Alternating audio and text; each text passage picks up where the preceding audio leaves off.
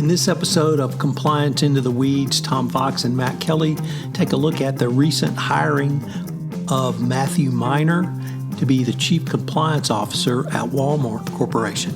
We use this as a starting point for an exploration of who should be hired as a Chief Compliance Officer. Do you want a high-profile ex-regulator, or do you want a nuts and bolts compliance professional or a compliance practitioner in the CCO role?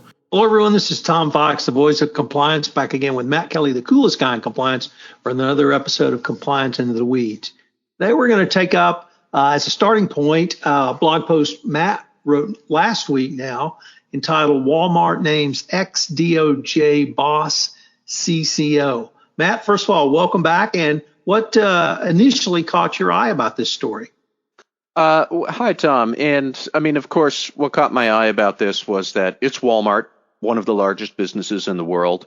And for compliance officers, the person who runs ethics and compliance at Walmart is probably one of the most high-profile jobs in this profession. So Walmart could have named a houseplant to be CCO, and that would have been, well, it still would have been news if they named a houseplant, I guess. But they actually had named Matt Miner to be their next global Chief Ethics and Compliance Officer. And Matt Miner is the former Deputy Assistant Attorney General for the Criminal Division during the Trump administration. He served there for, I believe, about 18 months or so, from early 2018 until January of 2020. So, okay, not quite 2 years that Matt Miner was in the Justice Department. He clearly was not a senior person in DOJ, but he was within spitting distance of the senior people. And then he went to work for Morgan Lewis, the law firm, from January 2020 until his hiring at Walmart last week. And as I understand Matt Miner's biography, he actually had spent many years prior to working at the DOJ, also working at Morgan Lewis, the law firm. And earlier in his career, he had other federal prosecutor experience. But he has not had any corporate experience, to my understanding, right up until he took the Walmart job. But, you know, Walmart's a high-profile company. It has a very storied history with FCPA trouble and all sorts of other compliance challenges. And Matt Miner did a lot at the Justice Department while he was there. We can talk about that, too. So that's what grabbed my attention, is just, it's Walmart. The person who runs compliance at Walmart is a big deal to our industry, period. I'd like to really first, Matt, perhaps explore the position at Walmart, which I think you correctly identified as one of the most high profile, but do you really want to bring in a big name, ex-DOJ star, ex-big law star, who may or may not be well-versed in the nuts and bolts of compliance? Or do you want to bring in a more traditional CCO type who's sort of come up through the ranks and really can not only have a strategic vision, but also a tactical vision, and get down and talk compliance with literally everyone in the company and a regulator if needed?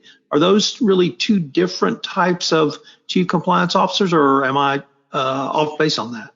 No, I think that's a valid point to raise. And, you know, the question would be, how does that idea manifest specifically at Walmart, which is such a gigantic business? I think at many smaller businesses, you might think hard about, how do we find a chief compliance officer who both A, has the strategic vision to make the compliance function worthwhile to the whole enterprise? Can he or she talk with regulators as well? And can that person do the tactical stuff of building a good due diligence program and building a training program or something like that?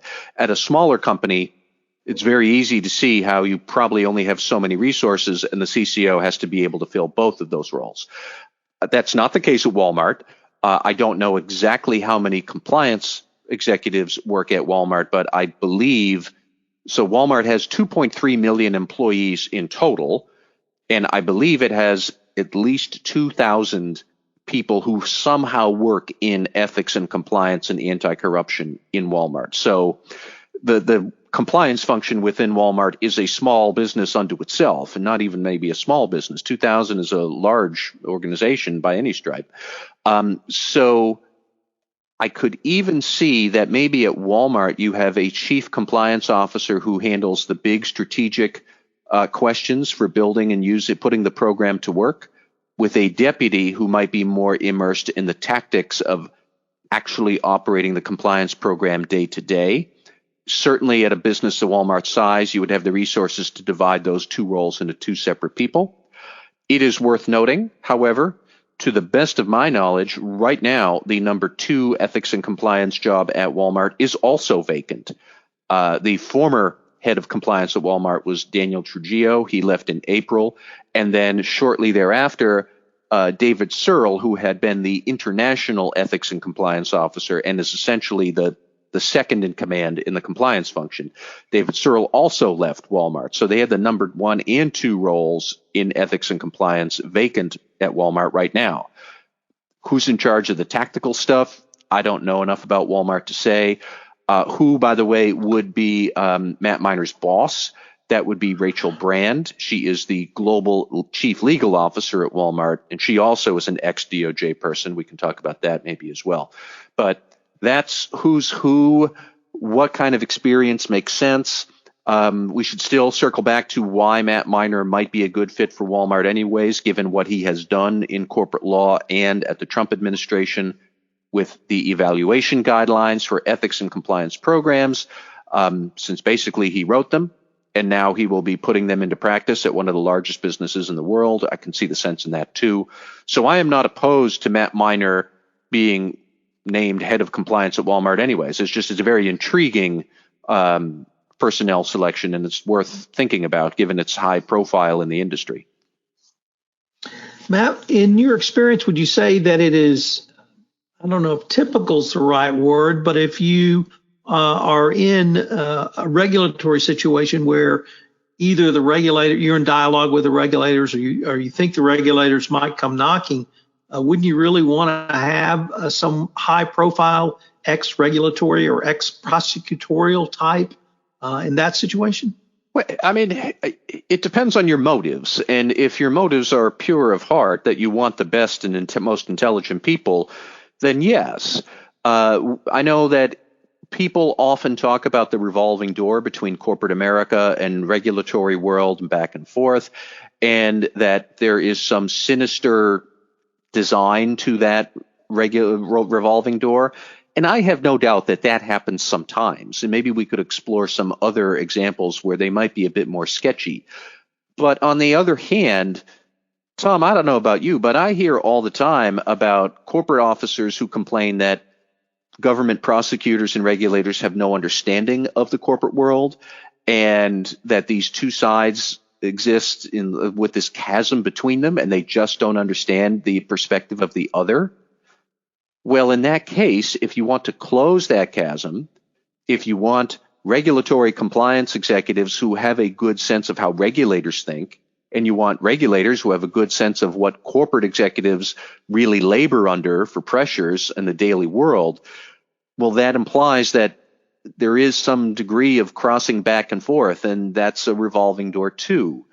So if you're looking for some sort of sinister objective here, I'm going to pay a boatload of money to an ex-regulator to help me do a favor and write regulations that are nice for me. I can't say I like that. On the other hand, if you are looking for an ex-regulator who knows how businesses should try to work and who has a breadth of experience about here's how I would counsel one company, here's how I would do it if I were in charge, here's how I did it when I was an enforcer on the other side, there's not necessarily anything wrong with trying to hire the best and the brightest. And if everybody does that, that includes regulators and corporations, eventually you're going to get a lot of revolving door types. And in those cases, I'm not sure the revolving door is really something we need to get our underwear in a twist over. We have, I don't know, I'm not sure we have ever explored the revolving door, but you had a great phrase which struck me about your blog post, which was the 3-point pivot. Could you tell us a little bit about that phrase? Well, the exact phrase is the 3-point turn. And I made that because really Matt Miner went from being a partner at a big corporate law firm to working at a regulator at the Justice Department, and then going back to corporate America after a short stint back in big law. But so it isn't so much a revolving door, which just implies only back and forth 1-2. There's this third angle here, hence the 3-point turn of big advisory firm, whether that is a big four accounting firm and the PCAOB and maybe being a CFO, or a law firm or cybersecurity firm or whatnot. Then you go to a relevant regulator and then you fill that executive role at some large corporation. That's what Matt Miner did. I'm not necessarily sure I'm upset about that. I mean, Matt Miner is a very accomplished person. He has given a lot of thought to how corporate compliance programs should work. I'm curious to see how he fares at Walmart because he's given a lot of thought to how they work while he was at a law firm and while he was at the Justice Department. He has not given a lot of thought to how they work while he's at a big company. Now, this is a big chance to put all of his ideas to work at a big company. But so far, all of his ideas about the evaluation guidelines for corporate compliance programs, they make a lot of sense. And if you go back and you read a lot of Matt Miner's speeches while he was at the Justice Department and the comments he's made at various forums and whatnot, most of his comments were very sensible and thoughtful. And, you can't necessarily say that just because he worked from big law and then went to justice to corporate America. I'm still trying to figure out, okay, how's that bad? Who is hurting? Who is suffering from that? And I don't know who is. Tom, if you can find anybody who's suffering harm because of that career path, please let me know. I don't think there's anything inherently wrong with what he's been doing. Well, Matt, what really struck me is not so much whether that's right or wrong, but sort of the model you've laid out. Yeah. Because I really wanted to take that model you laid out, of the 3-point turn, and use it perhaps with some other former regulators who were also come out of either big law or a consulting firm, go back into the government or go into the government and then come out into the corporate world. And I really wanted to use it around the example of Brian Brooks, who is now the former CEO at Beyonce.us, where he resigned just 3 months into the job. Beyonce, I think, is one of the cryptocurrency companies that regulators are looking at, and they hired the former, I believe he was former acting controller of the currency. Yes. Under the end of the Trump administration. And that's a very high profile, very high job in Treasury. And he goes to Binance, apparently, or I would have thought it would be to try to bring them into some type of compliance so that they could go public in the U.S. And then basically due to differences with the owner, a Chinese gentleman whose name I won't even try to pronounce, he leaves after 3 months. And so would it appear that the cryptocurrency world is going to try to utilize the 3-point turn to bring themselves within the favors of regulators? We're going to have a message from our sponsor, and we'll be right back.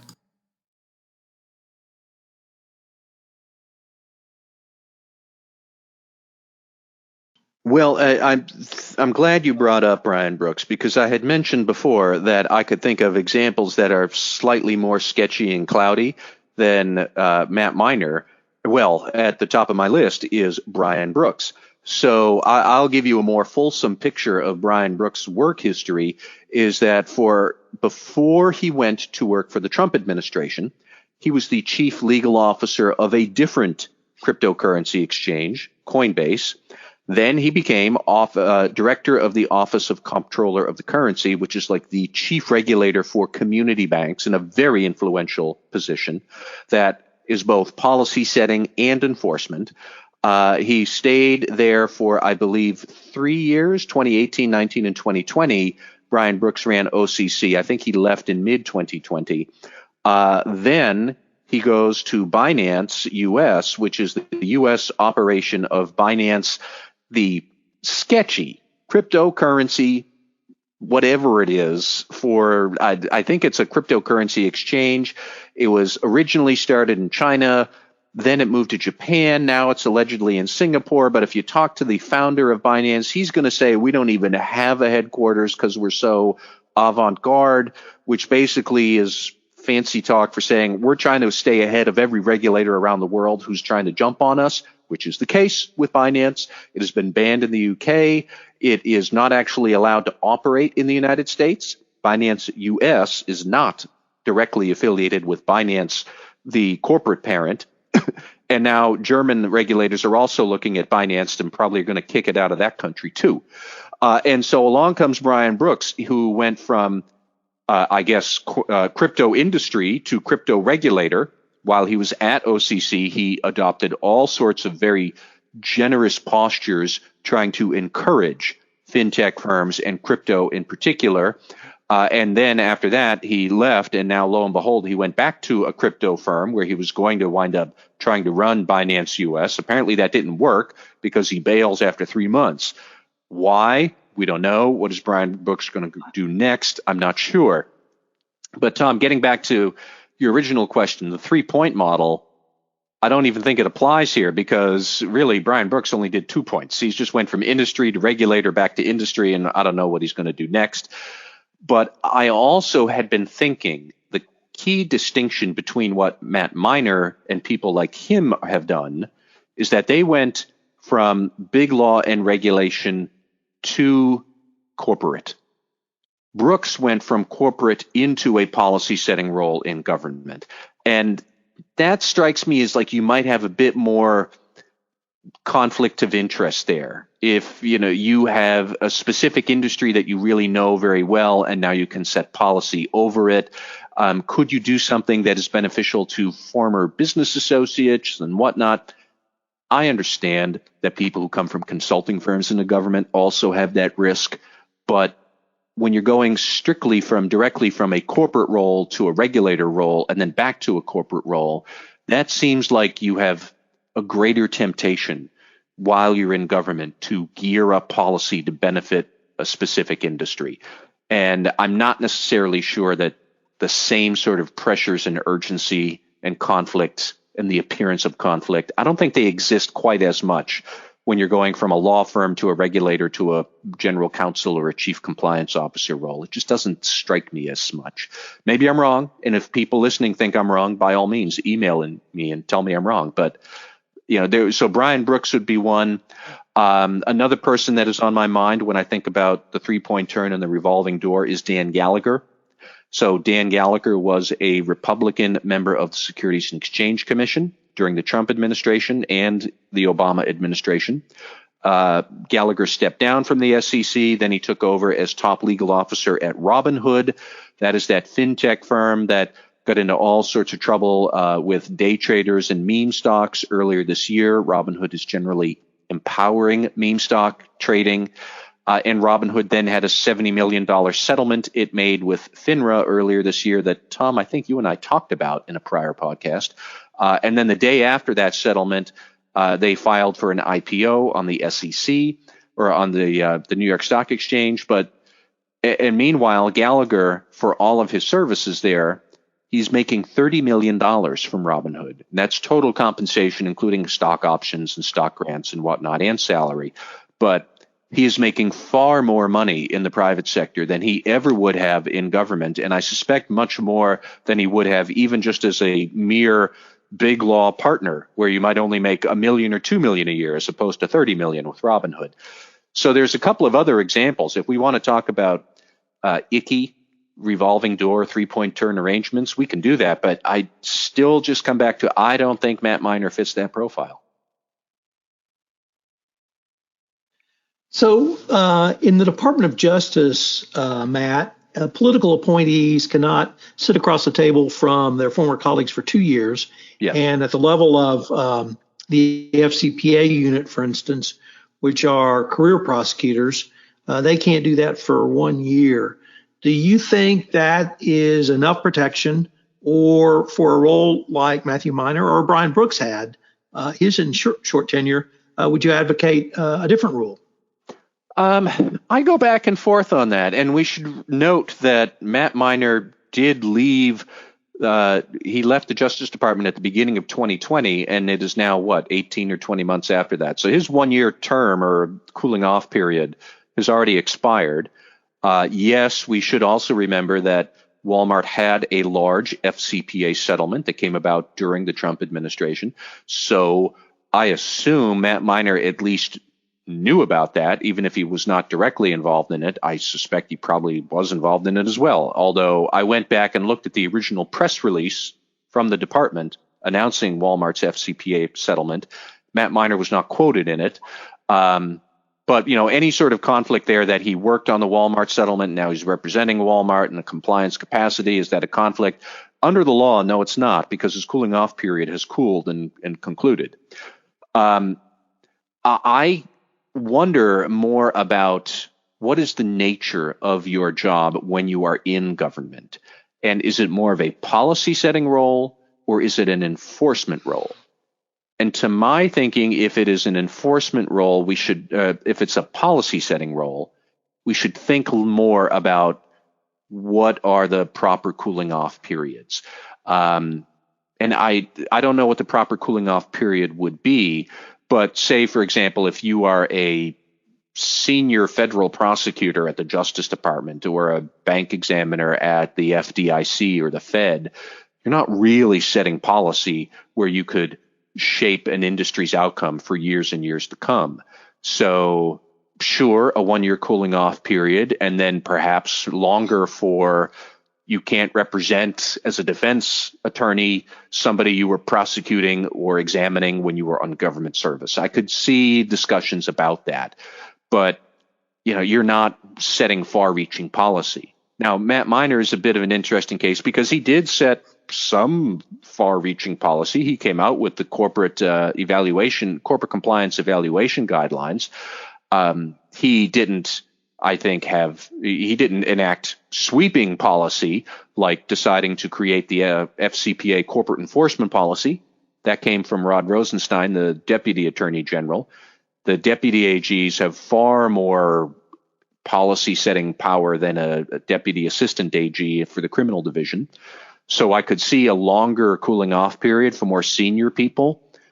I don't actually know what the correct descriptor would be for Matt Miner. I said he was a fairly senior person in the Justice Department, which I think is accurate. He wasn't a minor league person in the department by any means, but he wasn't the Deputy AG. He wasn't the AG. He wasn't the Associate Attorney General. He was, number 6 or 7 on the pecking order. You'd have to break out the org chart to figure it out. So I don't know what the right answer is, but I think a key question there would be, do you enforce cases or do you set policy? And from that answer, then we could maybe derive what is an appropriate cooling off period. And I don't know what that period would be.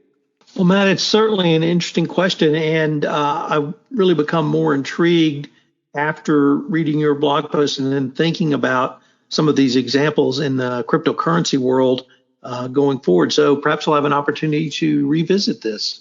I suspect we probably will. Thank you, Tom. This is Tom Fox. I hope you enjoyed this episode of Compliance Into the Weeds. I've linked to Matt's article in our show notes, so check that out. It's a fascinating case. I'll be writing about it shortly as well.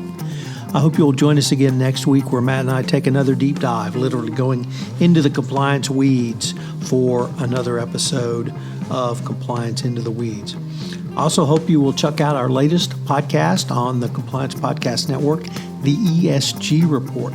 The ESG Report takes a deep dive into ESG from the compliance perspective. It's available on the Compliance Podcast Network, or you can subscribe and have it delivered directly to your inbox by going to the FCPA Compliance Report. Thanks again for listening. I hope you'll join us again.